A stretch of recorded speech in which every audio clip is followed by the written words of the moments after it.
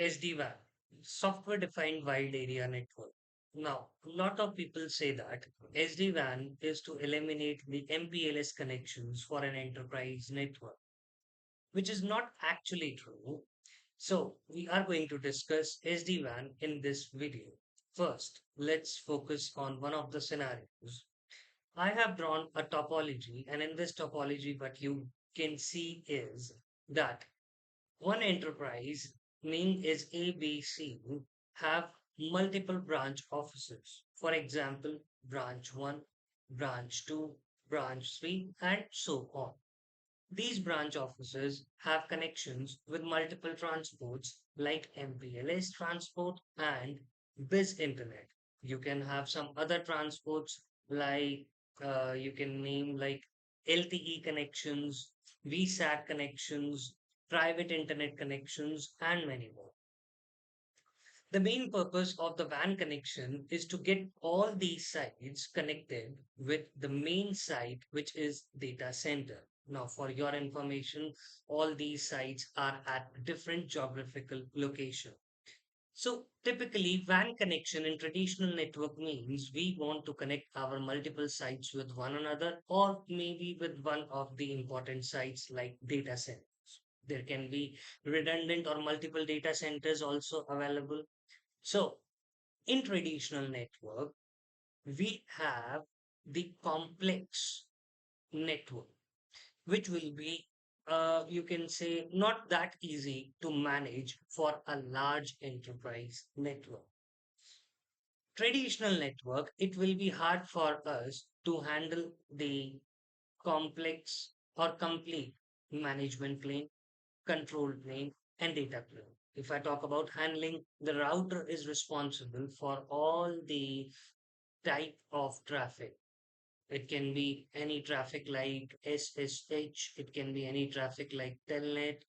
Apart from it, it will be for management plane, you can use HTTP or HTTPS protocols for data plane. So router is basically used for data plane management. Now, what is the challenge? The challenge in the traditional network is that it increases the CPU utilization for a particular router. The next thing is traditional network is hardware centric. If I talk about hardware centric, for example, if there is a router, we want to troubleshoot that particular router, we will first have to take the remote access of that particular device or the router. Then we will log in into the device, run the command, get the output, then troubleshoot according to the output which we have collected. If we talk about SNMP protocol, still router is communicating with one of the servers with the help of SNMP protocol. So totally traditional network devices are hardware centric. But if I compare the traditional network with the SD-WAN network, SD-WAN network is very easy to manage the large networks with the help of some controllers. Now, in SD-WAN network, there are multiple controllers. Controllers, we will cover this part in the coming sections. Management plane, control plane are actually given to the controllers. For example, you have HTTPS, HTTP protocols, control plane protocols, like any routing protocol. All these protocols will not be running as you were running them in the traditional network. So what will happen? The router is only responsible for forwarding which traffic? The router is responsible only for the data plane traffic. SD-WAN is a software centric approach. If I talk about software centric approach, I mean to say that we can automate the deployment process for the routers as well as for the controllers. Majorly, we are going to manage our network with the help of GUI, not CLI. Okay, in traditional network, can I take CLI? Can I take GUI? Of course, yes. But the approach will be more software centric. I can push the scripts.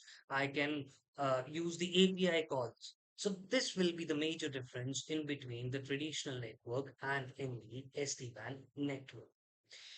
Next, now the change from years is from past few years, the change is that most of the data, now over here what you can see is most of the data traffic is forwarded to the internal sites. If I talk about maybe 10 or 15 years back, for example, let's take one example.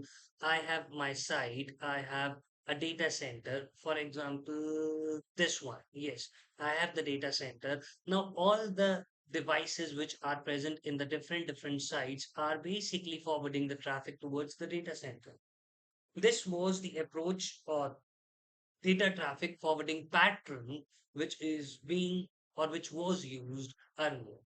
Nowadays, the data traffic forwarding mechanism is like more data traffic is now not being forwarded inside my network, it is being forwarded in the cloud or on the internet. This is the major shift of the data traffic which is being forwarded. Now, why we are discussing it? We are discussing this because if we are forwarding the traffic to the cloud or the internet more, we need to change the approach how our devices will be managed, how our traffic is going to be forwarded towards the WAN. After all, we are discussing SD-WAN. SD-WAN is a solution which is used to manage your WAN connectivity. Now, if someone will ask me that, hey, can we manage our LAN devices? Okay, which LAN devices? If you talk about LAN devices, you can say switches. Okay, any more devices? Access points, WLCs. Can we manage these LAN devices? Or maybe some of the routers. Can we manage these devices with the help of SD-WAN? The answer is actually no. To manage the LAN devices, Cisco have a separate solution. The name of that solution is, you guessed it right, it is SDXS. Yes, SDXS is the name of the solution. We are not going to manage our LAN devices with SD-WAN. With SD-WAN, but we are going to manage only the routers. Which routers I'm talking about? I'm talking about the routers which are at the edge of a particular site. For example, this is a branch site. If I will draw a diagram over here, this is a branch site. This is a branch number, or you can say site number 100. At the site, you will have multiple devices, but at the edge, you will find some routers. These devices are known as edge devices. Now, primarily, SD-WAN is a solution which is going to manage the WAN connectivity. If these routers are connected with a WAN connection, let's say router number one in this scenario is connected with your, what do you call it, MPLS transport, and router number two is basically connected with your another transport. Let's say it is LTE connection. Okay, if it is an LTE connection, the second one is your MPLS connection. vManage is going to, not vManage, sorry for that. SD-WAN is basically going to uh, maintain, troubleshoot, manage, deploy, and upgrade all these routers and the connections I'm talking about. Okay, what are the components of SD-WAN? If I talk about the components of SD-WAN, if I'll scroll up, the components of SD-WAN will include some controllers. Okay, controllers are the devices which are used to manage the devices, different routers, central or centralized management can be done with the help of controllers. How many controllers do we have in SD-WAN?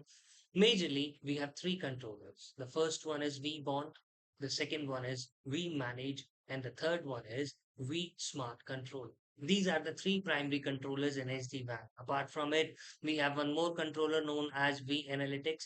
Now, this is optional control. Okay. Can I skip vBond? The answer is no. But can I skip vAnalytics? The answer is yes. It is optional control. It is a cloud solution given by Cisco for majorly managing or maintaining your network. The next component of SD-WAN is programmatic APIs, and the last is your routers. Okay, let's talk about these components one by one. vBond. vBond is the first controller we are going to talk about, and the vBond is basically used for authentication of the devices. Primarily, let's say I have a router at a site. If I want this router to be added in your SD-WAN network, authentication will be done by vBond. First device or first communication will be done by your router towards vBond. vBond will then provide IP addresses of other controllers to the routers. Once the authentication is done, your router is going to contact another controllers like vManage and vSmart. Now, what is the role of vManage? vManage is one of the main components of SD-WAN. From vManage, okay, you will get the graphical user interface of vManage, and from vManage, you are going to manage, monitor, troubleshoot, and deploy your devices. Apart from it, you can also upgrade your routers from this device. I often listen a word for vManage. It is known as, in Cisco terms, it is known as single pane of glass. Now, what do I mean by single pane of glass? Basically, single pane of glass means all the routers which are connected with vManage are going to provide the data, logs, information, events to your vManage. And vManage is acting as a server which will collect all that information. That's why vManage is known as single pane of glass. The next controller is your vSmart controller. vSmart basically decrease the control plane complexity in your network. How does it do that? Basically, in a traditional network, all your routers will be running any control plane protocol. For example, I am running border gateway protocol in between all these routers. Obviously, it will be running over a IP tunnel, yes, but my routers will have to manage the neighborship. My routers will have to send the messages, BGP messages, which will be a complex task. Okay, routers are designed for it, but it will take CPU utilization. What is the solution? The solution is that I am going to run the routing protocol not with all the routers, with one of the controllers known as which controller? Okay, the name of that controller is vSmart controller. Think of it like this. My router now don't have to make neighborship with all the other routers. It only want or it only have to make the neighborship with vSmart control. So it will decrease the control plane complexity in the network, and the control plane is handled by vSmart. So what we have actually done is the management plane is taken by vManage, and the vSmart is taking care of the control plane traffic in your network. Okay. What about vAnalytics? So, as I told you, vAnalytics is an optional cloud-based solution for analyzing your data. So, if your organization have the license for it, you can use it. Is basically a cloud-based solution, and you will get a dashboard for it. You can see the applications working in your network, your circuits which are working in your network, the router's performance, all the performance can be checked. Your controller's performance can also be checked with the help of the analytics. Next component is WAN Edge routers. Now, WAN Edge routers are available in two operating systems in SD-WAN. The first operating system is Viptela, and the second operating system is Cisco itself, which is iOS, or you can also see iOS XE operating system devices. What are the different series of routers? Okay, different series of routers are available for branch offices and for data centers. The data plane policies are handled by routers. So, in the coming lectures, I will be talking about the policies, and there we will see what are data plane policies which are handled by the routers. The next and the last component of your SD-WAN network is your REST APIs. APIs. APIs are basically using, or REST API is basically using HTTPS methods like put, post, get, and delete, so that I can do what my third party tool can get information from the manage. So it is something which is advanced, but believe me, it will make your life easy in the live network if you want to gather more information from your network. In that case, API calls can be used. So basically, if I'll tell you, it is documentation have been provided by Cisco from where all those API calls can be used, and it is very easy to use. So this is all about the basics of the SD-WAN. Let's meet in the next video, and I will discuss about which thing I will be discussing about how to deploy your controllers. Thank you. Videos बनाने हैं, Filmora है ना।